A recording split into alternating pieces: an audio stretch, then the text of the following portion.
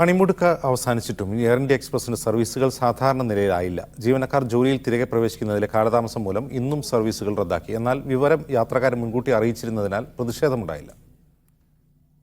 Air India എക്സ്പ്രസിന്റെ കൊച്ചിയിൽ നിന്നുള്ള 5 വിമാനങ്ങളാണ് ഇന്ന് റദ്ദാക്കിയത്.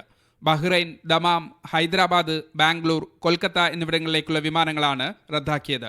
സർവീസുകൾ റദ്ദാക്കിയത് നേരത്തെ അറിയിച്ചതിനാൽ യാത്രക്കാർ വിമാനത്താവളത്തിലെത്തിയിരുന്നില്ല. ഇതിനാൽ യാത്രക്കാരുടെ പ്രതിഷേധവും ഉണ്ടായില്ല. കണ്ണൂരിൽ നിന്നുള്ള 2 സർവീസുകളും ഇന്ന് റദ്ദാക്കി. മസ്കത്ത്, റിയാദ് സർവീസുകളാണ് കണ്ണൂരിൽ നിന്ന് റദ്ദാക്കിയത്.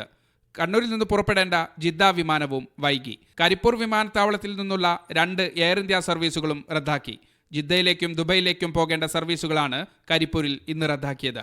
മെഡിക്കൽ അവധിയെടുത്ത ജീവനക്കാരിൽ പലർക്കും ഫിറ്റ്നസ് സർട്ടിഫിക്കറ്റ് ഹാജരാക്കി തിരികെ ജോലിയിൽ കയറുന്നതിലുള്ള കാലതാമസമാണ് വിമാന സർവീസുകളെ ബാധിച്ചത്.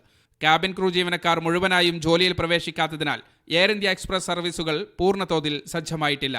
വരും ദിവസങ്ങളിലും ഇത് വിവിധ സർവീസുകളെ ബാധിച്ചേക്കും. മീഡിയ 1 കൊച്ചി.